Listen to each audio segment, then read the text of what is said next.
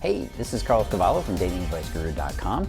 I was just about to step out for a run and then I realized I gotta record this video. And I gotta tell you how to go from friends to lovers. So you know that you like this guy, but he doesn't seem to be too interested. You want to get him to ask you out, but he doesn't seem to be taking the hint. And the braver you get showing him your interest, the less he seems interested. Oh man, the friend zone, right? It's one of the most dreaded places in the universe, and I think it's one of the places where relationships go to die. Now, if you're like most people, you may have visited the friend zone once or twice in your life, and that's probably once or twice too many. I know I have, and it's not a fun place to be. You remember that scene in When Harry Met Sally, when they talk about how men and women can't be friends because the sex always gets in the way? Well, I think there's a lot of truth in that. So let's talk about some of the ways that you can get him to go from friends to lovers without humiliating yourself, without having to do his job for him, okay? Let's jump right in with the first one. Friends into love, accept the risk. One of the things that we don't always consider is that the start of being lovers means crossing an invisible line, and you can't go back on it. Once you pull that lover switch, you can't flip it back into friends. Now, it's possible if you're both very mature emotionally and you're both okay with the risks and the jealousy, but that's the real trick right there.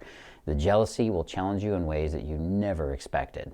Remember, you gotta think, if it doesn't work out for us and we were to try to be friends again, could I handle this guy dating somebody new? That's the question. Next up, friends to lovers, get the date first. Now, a lot of people have tried the I'll sleep with him to get him into my web. You know, that evil laugh. And it can work, but it can also backfire horribly depending on how well you executed the plan. There's also a messy part where you're skipping the whole dating phase of the relationship, and this is really dangerous on a lot of levels. The first danger, of course, is that he'll only see you as a sex hookup, and I'm sure you've had a few of these guys in your life. Another danger is that you're going to skip the bonding process that leads to love, and I'm going to talk about this one again in a moment. If you skip this vital process, a man will not become chemically and emotionally bonded to you, which is a vital part of this connection process.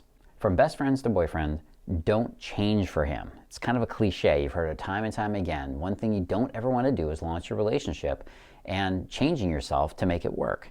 First of all, if you need to change to make it work, it better be in a direction that you were already going. And if that's the case, maybe it's better to make the change first and make sure it sticks. Remember, if I have to change who I am to make the relationship work, it's not a relationship that's true. It's a relationship that's been started on the premise of a lie. From best friends to boyfriend, take it slow, but with passion. Again, one mistake I see all the time is when a couple starts from a friendship, but they figure they can skip all the parts at the start, right? They jump right in at almost married, right? Which is actually the furthest thing from reality. When you turn that friendship into something romantic, you have to pay attention to not get lazy. You got to do that connection stuff, the courting, all that, the dating up front.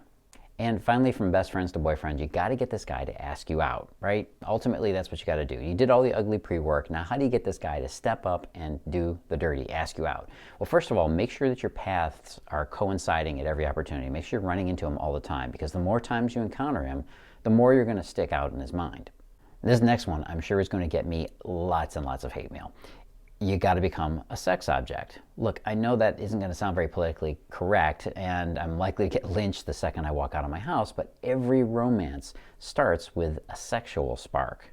That spark is sexual. It's not friendship. It's not platonic. It's not neutered of all gender charge. Men are sexual objects, and so are women. We're both sexual objects to each other. That's how attraction starts. And remember, it's not a choice. You feel chemistry because of that gut level attraction.